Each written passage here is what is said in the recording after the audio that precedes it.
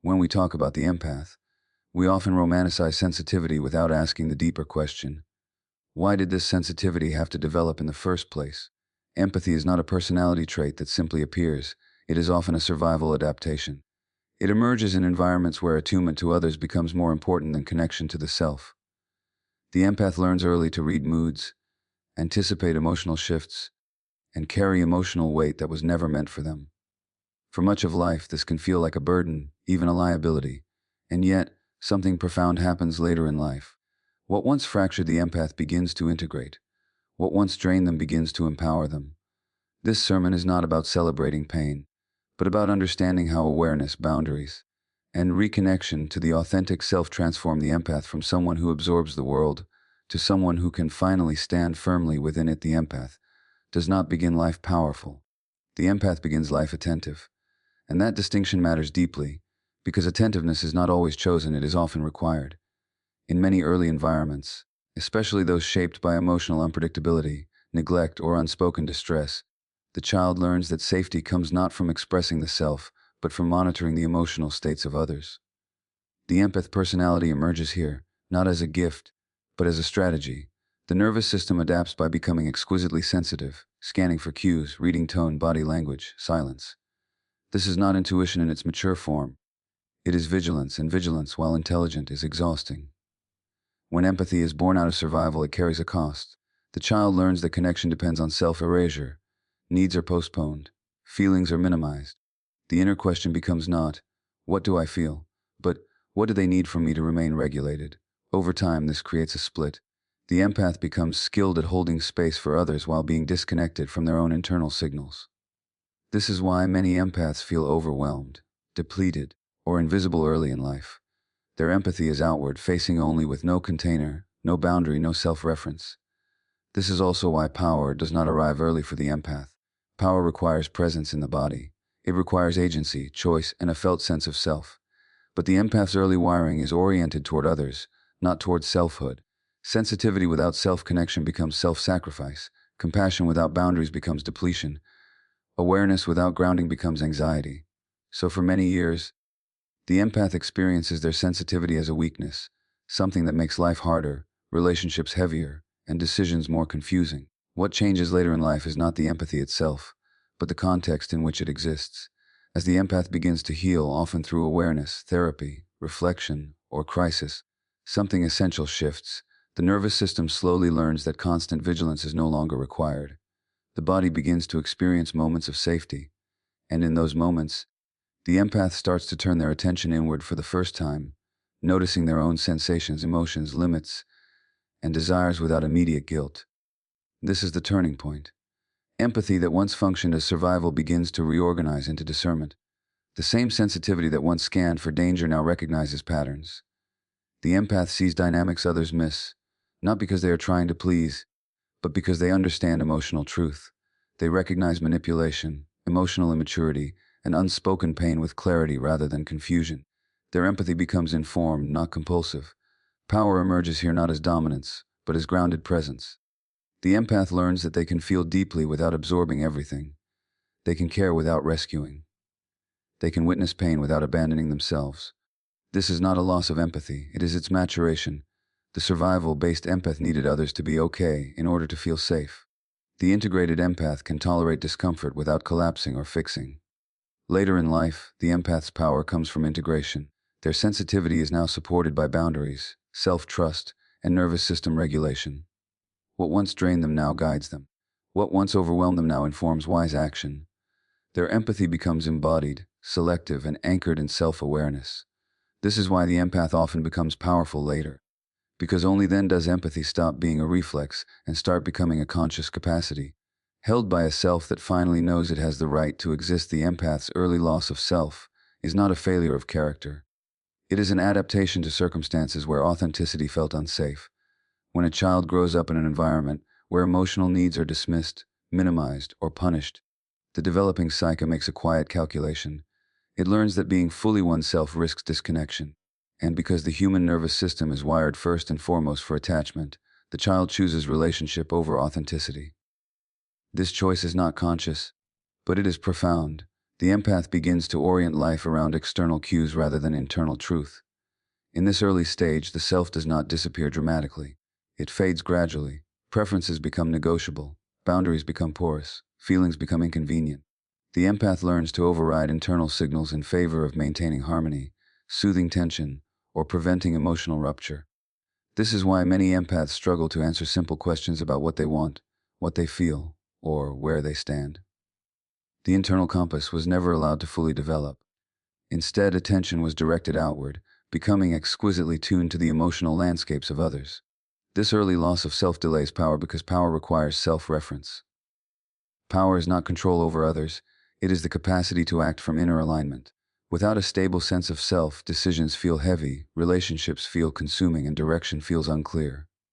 The empath may appear strong, capable, even resilient, but internally there is often confusion, self-doubt, and a chronic sense of being unanchored.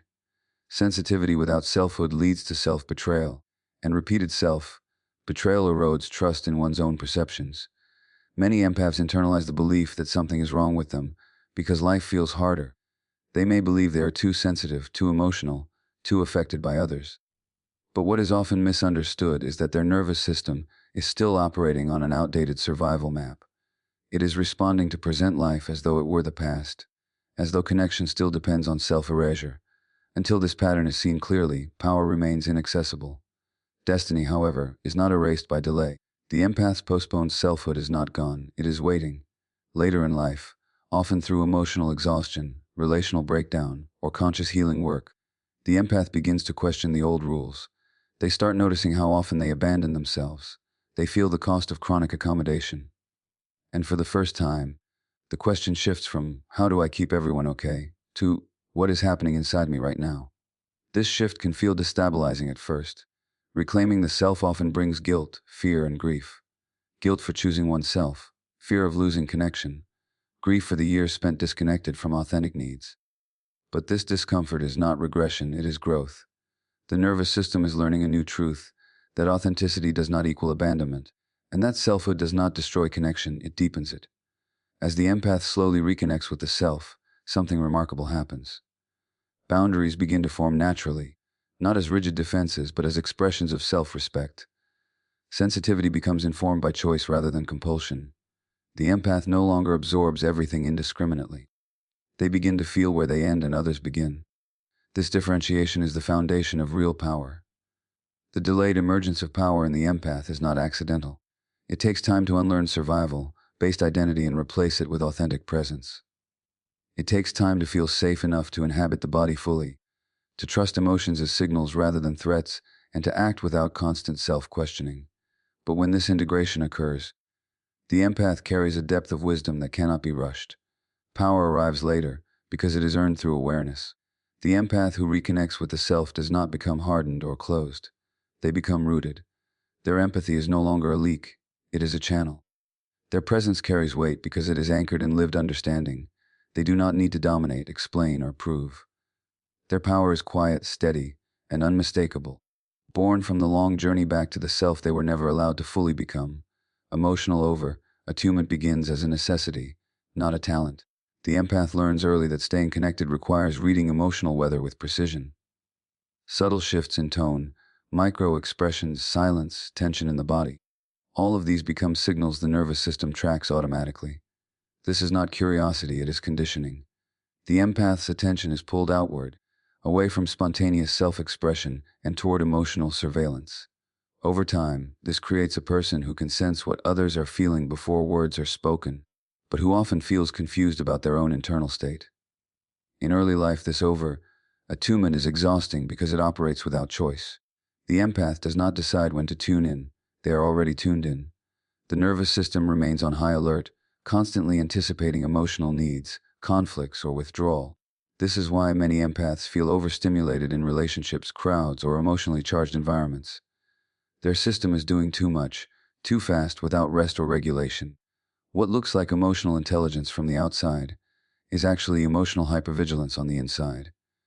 Because this sensitivity developed before emotional maturity, it lacks discernment.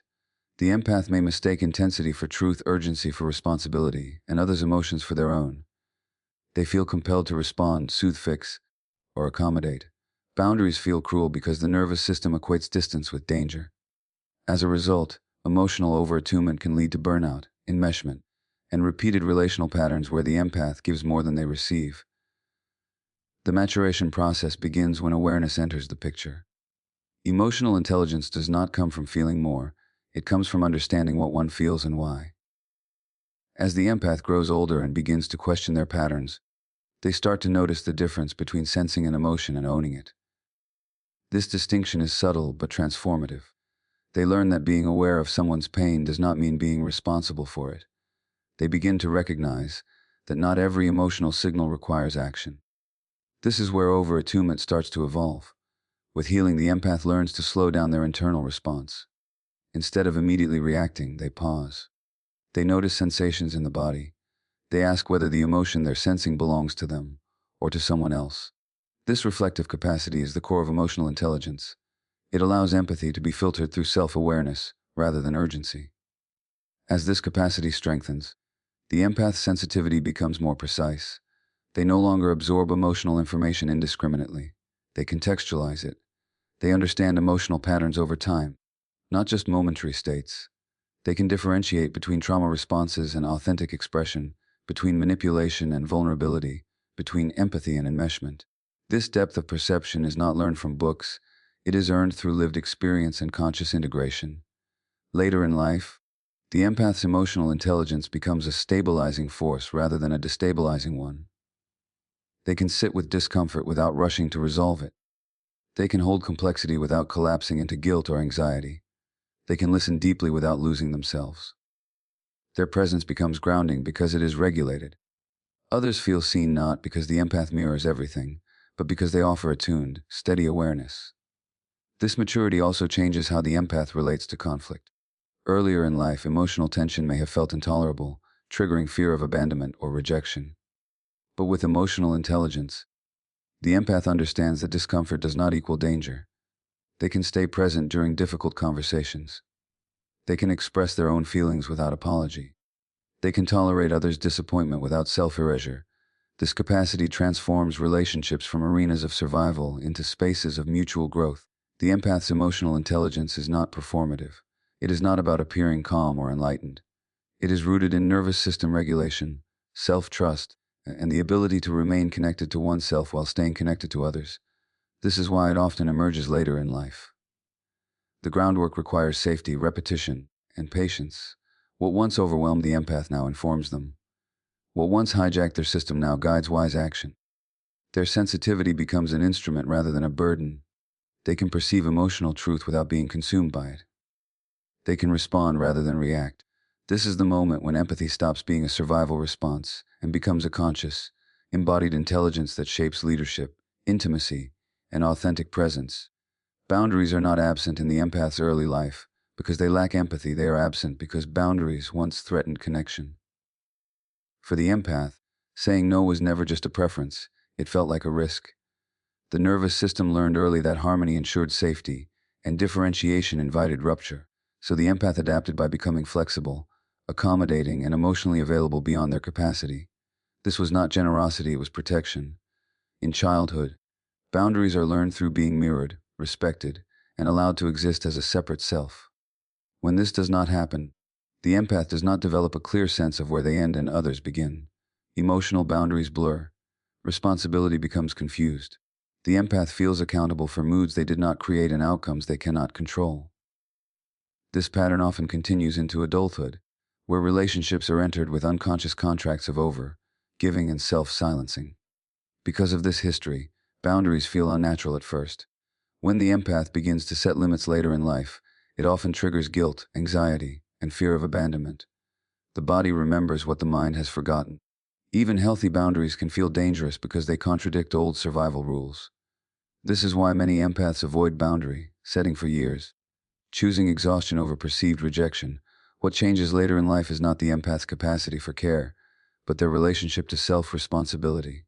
With awareness, the empath begins to see that chronic self-sacrifice does not create true intimacy. It creates imbalance. They start noticing how often they feel drained, resentful, or invisible. These feelings are not character flaws. They are signals that boundaries are being violated, often by the empath themselves. As healing progresses, boundaries stop being experienced as walls and start being felt as clarity. The empath learns that boundaries are not punishments, they are information. They communicate limits without hostility.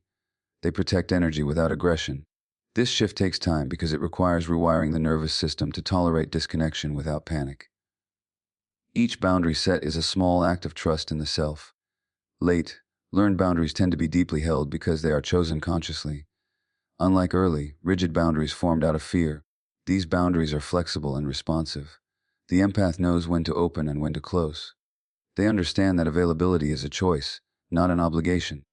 This discernment is a form of maturity that cannot be rushed.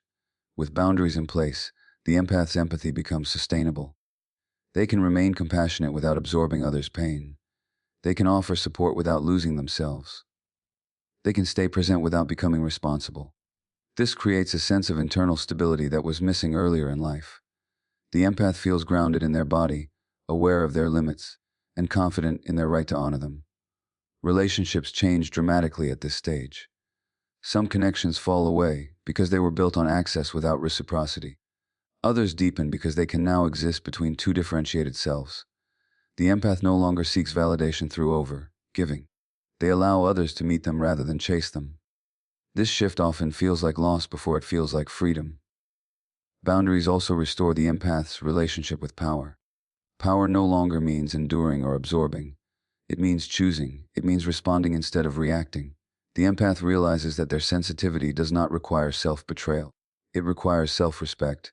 And because these boundaries were learned through pain, reflection, and integration, they are not easily abandoned. Late in life, the empath holds boundaries with quiet certainty. There is no need to justify, explain, or over-accommodate. The body knows when something is too much, and the empath listens. This listening is the foundation of real power, because it aligns action with inner truth rather than external pressure. For much of the empath's early life, pain feels personal and permanent. Experiences are not simply events that pass through, they become internalized as identity. The empath does not just encounter loss, rejection, or emotional neglect, they absorb it and ask what it says about who they are. Pain becomes proof. Proof of not being enough, of being too much, of needing to try harder. This is how suffering quietly shapes identity, rather than remaining an experience. Because empaths feel deeply, they often carry emotional memories in the body. Unresolved pain does not fade with time, it organizes perception. Patterns form, certain tones trigger anxiety, certain dynamics evoke fear or urgency. The empath may not consciously remember every wound, but the nervous system remembers. It responds before the mind has a chance to interpret. This is why early pain can follow the empath into adulthood, recreating familiar emotional landscapes in relationships, work, and self-talk. At this stage, pain is not informative, it is immersive. The empath lives inside it rather than learning from it. Emotional reactions feel immediate and overwhelming because the past is constantly present. A small conflict can feel like abandonment. A misunderstanding can feel like rejection. The body reacts as if survival is at stake. Pain becomes fused with identity, shaping how the empath sees themselves in the world. What changes later in life is not the absence of pain, but the relationship to it. With awareness and healing, the empath begins to observe patterns rather than drown in them. They start noticing repetitions, similar relationships, familiar emotional roles, predictable outcomes. This noticing is crucial because it transforms pain from something that defines the self into something that reveals information. Pattern recognition is the turning point. The empath realizes that their pain is not random, and it is not a personal defect. It is a map. It shows where early wounds shaped expectations and behavior. It reveals how the nervous system learned to seek the familiar, even when the familiar is painful. This realization brings relief. The empath stops asking, "What's wrong with me?" and starts asking, "What happened to me?" As this shift deepens, pain loses its authority. It no longer dictates identity or behavior. Instead, it becomes a signal that a boundary is being crossed, a signal that an old survival pattern is being activated, a signal that something in the present resembles something unresolved from the past. This does not eliminate discomfort, but it creates space between sensation and self-definition. With this space, the empath gains choice. They can pause instead of reacting. They can reflect instead of collapsing. They can recognize when an emotional surge belongs to the present and when it belongs to history. This discernment is empowering because it restores agency. The empath is no longer controlled by emotional echoes. They can respond with awareness. Later in life, this pattern recognition becomes one of the empath's greatest strengths. They can see relational dynamics clearly, often before others can. They notice cycles of behavior, unspoken agreements, and emotional blind spots. Not because they are hypervigilant, but because they have lived inside these patterns long enough to understand their structure. Their insight is grounded, not anxious. This clarity also transforms self-compassion. When pain is no longer identity, shame begins to loosen its grip. The empath understands their reactions make sense in the context of their history. They stop judging themselves for being sensitive or triggered. Instead, they meet these moments with curiosity and care. This internal shift creates stability. Pain does not disappear, but it is no longer in charge. It informs rather than overwhelms. It guides rather than defines. The empath carries their history without being trapped by it. Their past becomes a source of wisdom instead of a sentence. This is the moment when suffering turns into understanding, and understanding becomes a quiet, steady form of power. For a long time, the empath's nervous system does not belong to the present. It is calibrated to the past, organized around threat detection rather than possibility. Even in safe environments, the body remains braced, scanning for emotional shifts, anticipating withdrawal, conflict, or disappointment. This is why many empaths feel tired without knowing why. The system has been working overtime for years, holding tension that was once necessary but is no longer required. Early in life, leadership from the nervous system looks like compliance. The body learns that staying small, agreeable, and emotionally available reduces risk. Safety becomes conditional, dependent on others' moods and needs. The empath's actions are guided not by inner impulse but by anticipation. This creates a life driven by reaction rather than intention. Even success can feel hollow because it is achieved through self-suppression rather than authentic movement. When the nervous system is stuck in survival mode, rest feels unsafe. Slowing down can trigger anxiety. Stillness can bring unresolved emotions to the surface. So the empath keeps moving, helping, fixing, managing. This constant activity masks dysregulation. It looks like productivity or caretaking, but underneath is a body that has not yet learned that it is allowed to stop being on guard. Later in life, often after burnout, loss, or deep inner work, the nervous system begins to receive a different message. Safety becomes an internal experience rather than something negotiated externally. The empath starts to notice moments of calm that do not collapse into fear. The body experiences regulation not as a threat but as relief. This is not an intellectual realization, it is a physiological one. As regulation increases, the empath's relationship to choice changes. Decisions no longer feel urgent or pressured. There is space between stimulus and response. The body can tolerate uncertainty without panicking. This tolerance is essential because leadership does not come from certainty, it comes from presence. The empath can now stay grounded while navigating complexity. When the nervous system feels safe enough, it stops deferring authority to others.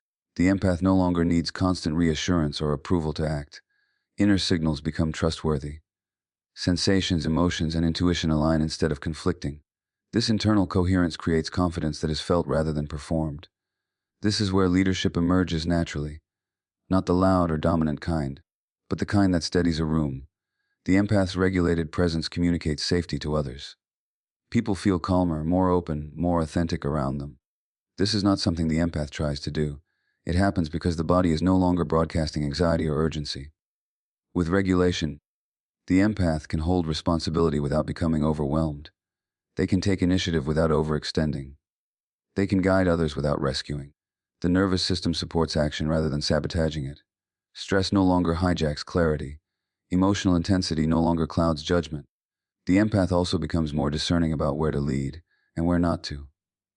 They no longer feel compelled to carry what is not theirs. They recognize when stepping back is wiser than stepping in. This restraint is a sign of maturity, not disengagement. It reflects a nervous system that trusts itself enough to choose wisely.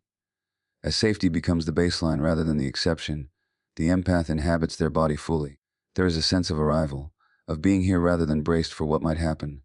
From this place, action feels aligned. Words carry weight. Decisions feel clean. The nervous system that once existed to survive now exists to support expression, creativity, and direction. It no longer asks how to avoid harm, but how to move truthfully. And because this shift requires time, repetition, and lived safety, it often arrives later in life, when the empath is finally ready to lead not from fear, but from embodied presence, For much of the empath's life, compassion flows outward with little resistance. It moves automatically toward others' pain, confusion, and unmet needs. This outward compassion is often praised, reinforced, and even depended upon. The empath learns that their value lies in their ability to understand, forgive, and accommodate. But what is rarely noticed is that this compassion develops in the absence of its counterpart. Compassion for the self is postponed, sometimes indefinitely, because the empath learned early that attending to the self threatened connection. Without self-compassion, empathy becomes lopsided. The empath can justify others' harmful behavior while condemning their own reactions. They can explain away neglect, minimize disrespect, and excuse emotional unavailability, while holding themselves to impossible standards of patience and understanding. This creates an internal hierarchy, where everyone else's pain matters more. Authority is surrendered quietly, not through force, but through habit. Later in life, something shifts. The empath begins to feel the cost of this imbalance. Chronic exhaustion, resentment, or emotional numbness appear not as failures but as messages. The psyche is signaling that compassion without inclusion of the self is unsustainable. At this stage, turning compassion inward feels unfamiliar and even uncomfortable. The empath may worry that self-compassion is selfish, indulgent, or morally inferior. These beliefs are remnants of an old survival narrative. As the empath begins practicing self-compassion, often tentatively, they encounter resistance from within. Guilt arises.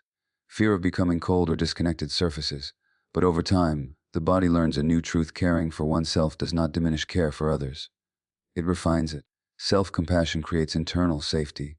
It allows emotions to be felt without judgment. It replaces inner criticism with curiosity. This inward turn restores authority because it reconnects the empath to their internal signals.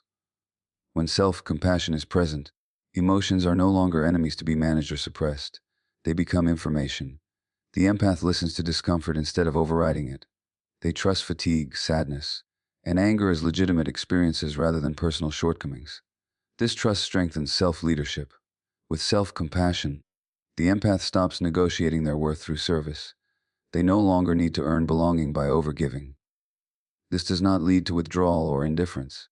It leads to clarity. The empath can say no without self-punishment. They can choose rest without justification. They can leave situations that harm them without excessive explanation. Authority emerges quietly here, not as control over others, but as alignment with oneself. The empath's decisions begin to reflect internal truth rather than external pressure. They are less swayed by emotional manipulation because self-compassion provides a stable reference point. When the empath values their own experience, they are less likely to abandon it to preserve connection. This shift also changes how the empath responds to others' pain. They can remain present without losing center. They no longer merge with suffering. Instead, they witness it from a grounded place. Their empathy becomes steady rather than sacrificial. This steadiness is deeply felt by others. It communicates respect rather than rescue. As self-compassion deepens, the empath's voice changes. They speak with less apology. Their words carry conviction because they are rooted in lived truth. They are no longer asking for permission to exist. This presence commands respect without demanding it. The empath's authority is not built on dominance or certainty. It is built on integrity, on the willingness to honor inner experience as valid, on the courage to include oneself in the circle of care. This is why self-compassion is not a softening, but a strengthening. When compassion finally turns inward, the empath reclaims authorship of their life. They act not from obligation, but from choice. They give not to secure attachment, but to express alignment. Their leadership becomes relational rather than reactive, grounded rather than performative. This inward restoration does not erase sensitivity. It anchors it. The empath stands with themselves first, and from that place, they can stand with others without disappearing. For much of the empath's life, sensitivity and self exist in tension. Sensitivity pulls attention outward, toward others' emotions, needs, and unspoken states. The self, when it emerges at all, often does so quietly, hesitantly, unsure of its right to take up space. This split creates an internal struggle. The empath feels deeply, yet doubts their authority to act on what they feel. They sense truth, yet hesitate to claim it. Power remains fragmented because the inner system is divided. Integration begins when the empath no longer sees sensitivity as something that must be managed or restrained, and no longer sees the self as something that must be defended or justified. Instead, both are allowed to coexist. The empath learns that sensitivity without self leads to depletion, and self without sensitivity leads to disconnection. Power is born not from choosing one over the other, but from holding both simultaneously.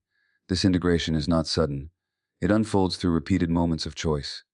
Choosing to listen to the body, choosing to honor limits, choosing to speak even when the voice trembles. Each act of self-alignment strengthens the internal bond between feeling and agency. The empath no longer experiences sensitivity as something that hijacks them. It becomes something that informs them. As this bond solidifies, the empath's presence changes. They are no longer reactive. They do not rush to soothe or explain. They allow silence. They allow discomfort. They trust their pacing. This steadiness is often mistaken for detachment, but it is the opposite. It is engagement without entanglement. The empath remains connected without losing center. Quiet power emerges here. Not the power of assertion or dominance, but the power of coherence. When sensitivity and self are integrated, the empath's words align with their actions. Their boundaries match their values. Their emotional responses are proportional rather than overwhelming. This congruence is deeply felt by others. It creates trust. The empath no longer needs to convince anyone of their depth.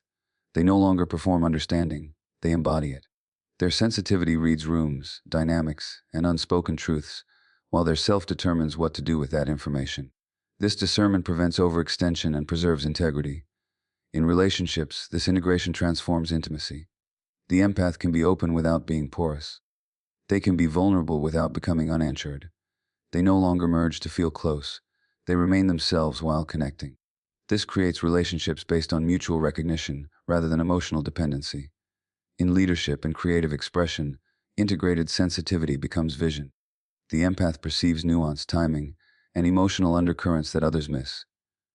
Because they are grounded in self, they can act on these perceptions without self-doubt. Their influence is subtle but enduring. They move systems not by force, but by resonance.